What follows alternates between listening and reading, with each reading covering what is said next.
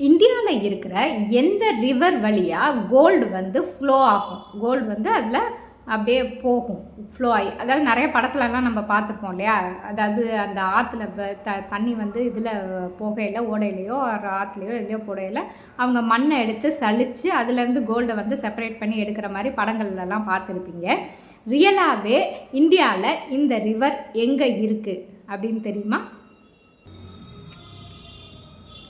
சுபர்ண Rekha river அப்படின்றது தான் இந்த ரிவரோட பேர். அந்த சுபர்ண ரேகா அப்படின்னா கோல்டு அப்படின்னு சொல்லி அர்த்தமா. இந்த ரிவர் வந்து ஜார்க்கண்ட், வெஸ்ட் பெங்கால், ஒடிசா அது வழியாக அப்படியே வந்து ஃப்ளோ ஆகுது. இந்த ரிவரில் நம்ம படத்துலலாம் பார்க்குற மாதிரி கோல்டு வந்து மண்ணுலையும் தண்ணிலையும் அப்படியே சேர்ந்து கலந்து அப்படியே வருமா.